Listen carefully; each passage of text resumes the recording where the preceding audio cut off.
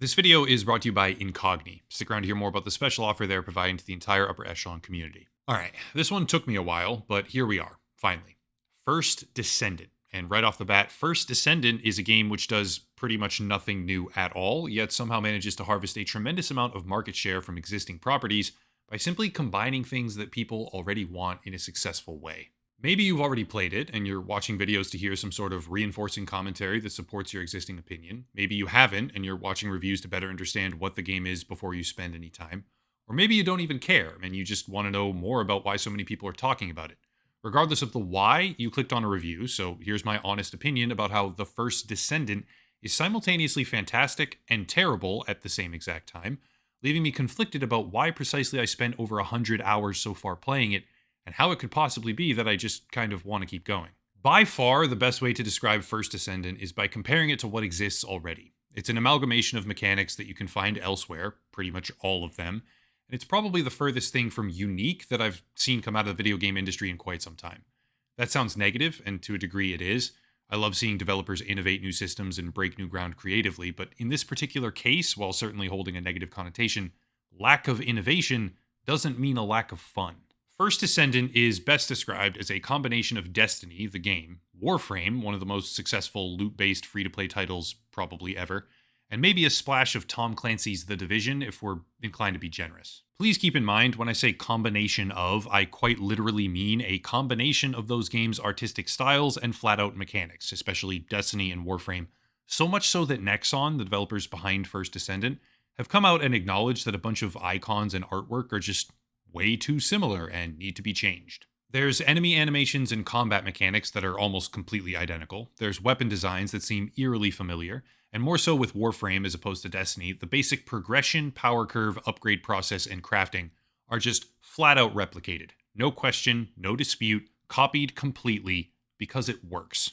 Now, I want to take a second here and acknowledge something. Comparing this game to what exists out there already is pound for pound the best way to review it. However, not everyone watching has any idea what the progression system of Warframe looks like or the combat style of Destiny. So comparing this game to two other games and saying, now you should know what you're getting into, is like telling a blind man that green is a combination of blue and yellow, which is not very helpful. Keeping that in mind, I'm going to start from the very beginning, give a broad strokes overview of the game itself, not the stuff it copied from other places, tell you what I like, what I don't like, and then conclude with a final opinion on why this title is so wildly successful. Let's get into it in just a minute. Before going further, today's video is brought to you by Incogni.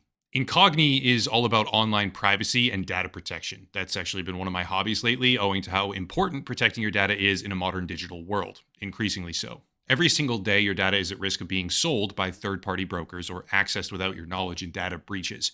Some people don't care, but they should care. The number of identity theft victims has gone up over 41% since 2021. And for anyone who wants to prevent that kind of thing, Incogni can help. Your personal information is absolutely everywhere now, and not just in the archives of companies you know about or signed up for on purpose, but other data firms as well, who then sell it all across the internet. For everyday users, it's a nearly impossible task to take any action at all because there are hundreds of these data brokers, and it's a lengthy process to contact them, fight objections, and get something removed. However, Incogni does all of this for you quickly and easily. The process is incredibly simple. Sign up for the website, give them specific legal permission to work on your behalf, and let them know what kind of information they'll be having removed. After that, sit back and just watch them work. Aggregating this kind of service lets them do what would otherwise be an all-consuming and nearly impossible task for individuals, which is why so many people have so much information online that they never even know about. Using the link down below in the description and code Echelon at checkout, you'll get 60% off an annual subscription to Incogni. I could go into a lot more depth on this. The services they offer and the value they provide is quite large, considering, but for the sake of time, I have to keep it trimmed.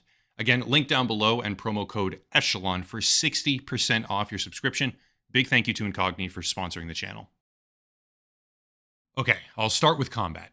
First Descendant is a third-person, action-based looter shooter developed by Nexon, which is extremely relevant down the line for the criticism portion of the video. But overall, the game is very snappy when it comes to combat. The gunplay feels good, the hitboxing is nice, the pacing is great, and one of the more enjoyable aspects of the game is running missions, defeating enemies, and getting drops. You have a grappling hook for mobility, which is well made and very smooth and carries over inertia, so you can actually do some really complex and fun things when you become an expert with it. You can use it in combat as well, which has some interesting applications. but the bread and butter here is using one of the 14 characters and then running around just openly killing stuff, which is fun. In terms of power progression, there's a bunch of different categories, which are kind of hard to explain, but I'll do my best. You, the player, level up in a variety of ways independent from the character you play as. For starters, everything you do, or complete rather, for the first time at least, has a mastery score attached to it, which levels up your mastery rank to a maximum of 30. Mastery rank, despite being something that slows down substantially and stops being something you really pay any attention to rather quickly, is hugely important because it increases a variety of other metrics as it goes up, such as your weapon mod capacity, which equates to power level, or character mod capacity, which does the same thing and allows for different builds, making it the sort of foundation power progression that the game has to offer. Outside of that, you have gear score, which is the relative power of the weapons and equipable items that drop. You have weapon proficiency levels, which allows for complex endgame building after you go through them a bunch of times. And you have character level, character as in the playable character that you happen to be using at the time. Altogether, it's a blend of systems where there's always something you can do more to increase the power fantasy, and there's always another mission or boss fight or objective to grind. Here's the thing though. To get new characters, or to get particular weapons or components or upgrade items, you have to grind specific missions. The enormous and intricate web of craftable items and components, or materials or upgrade parts, is strewn across the map where you have to farm one of these 5 activities to get this thing, and then those 5 activities to crack that thing open, and then you have a 15 or a 20% chance to get this one thing that you actually wanted from the entire process, and the entire thing is honestly just tedious. The game somehow manages to make you feel engaged while doing these activities, and there's always a possibility of other cool things to drop as well, which is very much appreciated.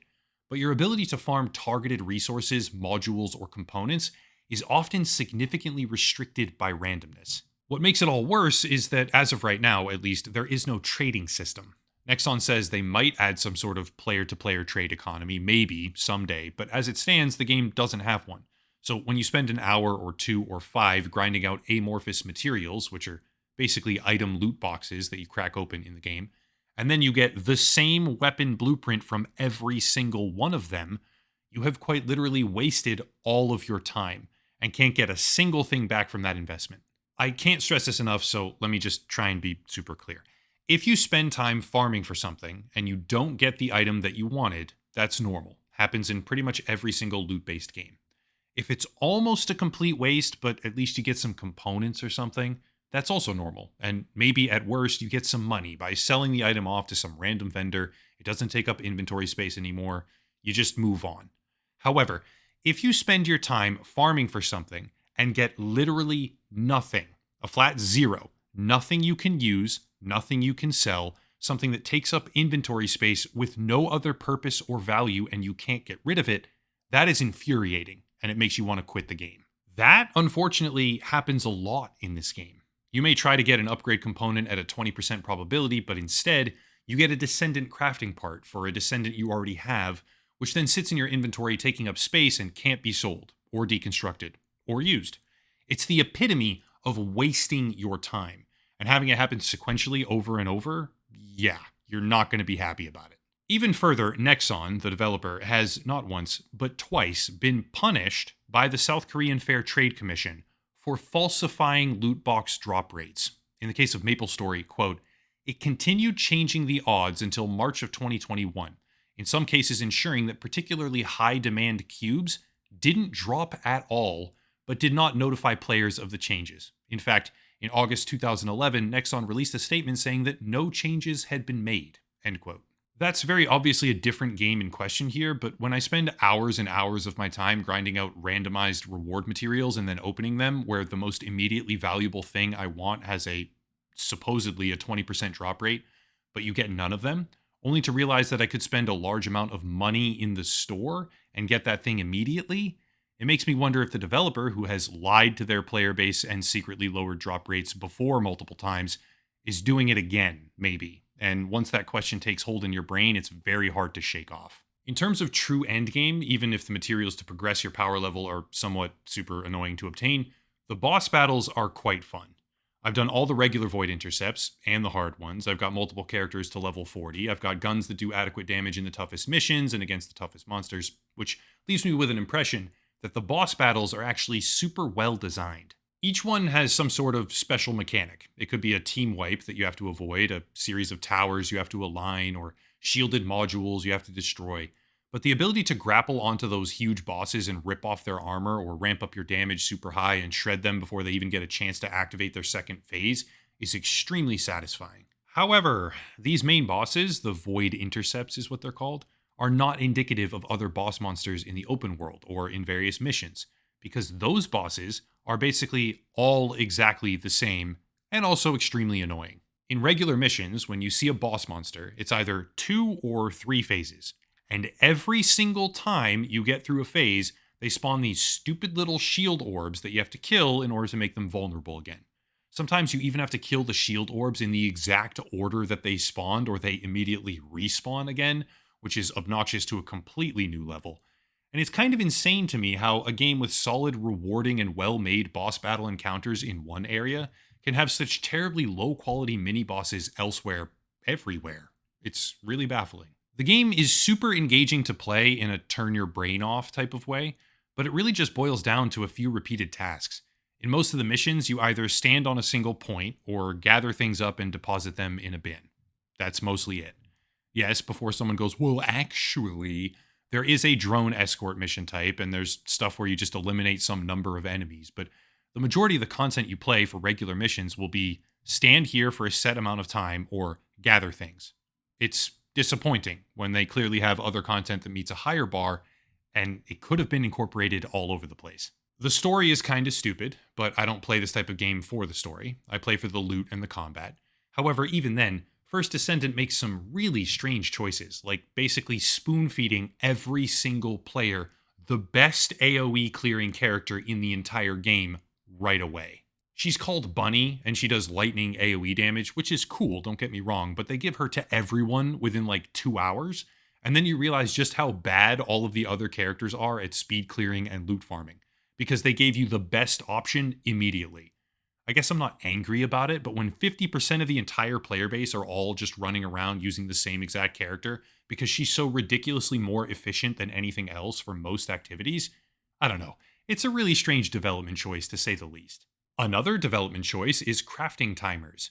After you spend, a dozen hours grinding for one particular component which fails to drop beyond any statistically justifiable reality whatsoever, you have to craft the damn thing, which can take you like 20 additional hours.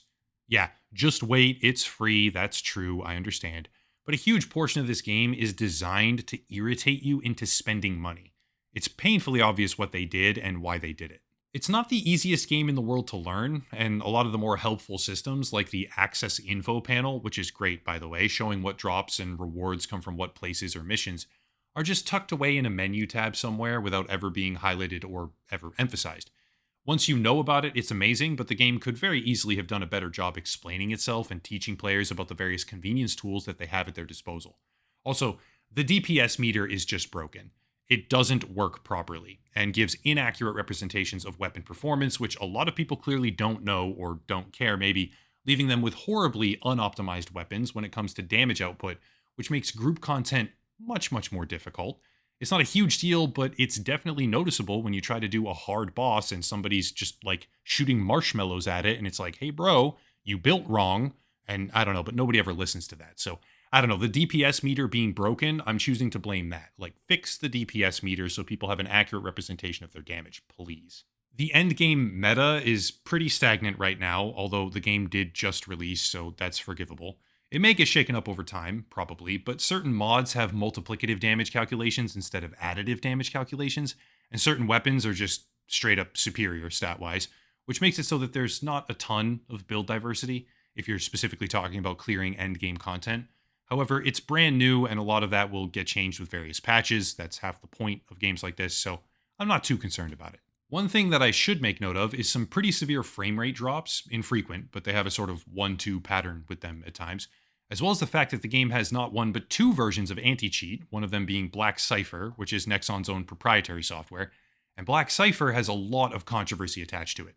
It supposedly monitors browsing history and websites you visit to make sure you don't go to cheat distribution pages, and I'm not going too far down the rabbit hole, but the level of privacy invasion here is very much worth taking into consideration if you want to play this game.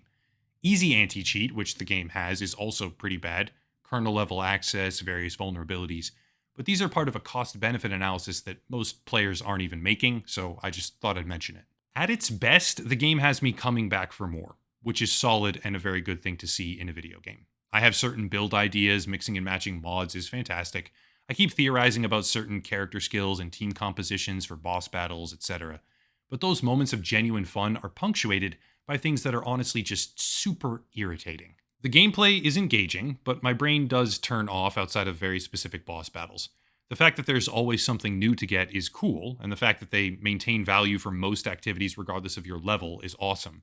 But when you spend time trying to get those cool things and just end up with a perpetually occupied inventory slot because your time got completely disrespected and wasted, that's really not so cool. First Descendant doesn't have personality. It's a very blatant rehash of things that people already wanted, but there's nothing actually wrong about giving people a heavy dose of what you know they ultimately already like.